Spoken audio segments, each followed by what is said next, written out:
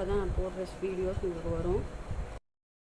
இப்போ பாருங்கள், நம்ம கிளாஸ் கேக் சூப்பராக ரெடி ஆகிடுது. நான் இதுக்கு மேலே கொஞ்சம் செரி வச்சு டெக்கரேட் பண்ணிக்க போகிறேன். உங்கள்கிட்ட என்ன நட்ஸு நீங்கள் போட்டாலும் போட்டுக்கலாம், இல்லை செரி பழம் வச்சுக்கலாம், இல்லை டியூட்டி ஃப்ரூட்டி வச்சுக்கலாம், இல்லை ஸ்ப்ரிங்கிள்ஸ் போட்டுக்கலாம். என்ன வேணாலும் நம்மளோட இஷ்டம் தான் டெக்கரேஷன் பண்ணிக்கிறதுக்கு. இல்லைன்னா கோகோனட் அப்படியே சீவி போட்டுக்கலாம்.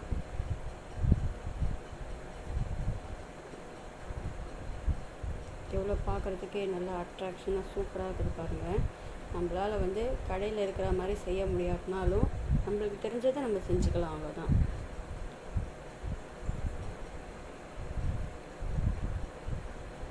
இப்போ நான் அதுக்கு மேலே ஜீரக மிட்டாய் தான் ஸ்ப்ரிங்கிள்ஸ்க்கு பதிலாக தூவிக்க போகிறேன்.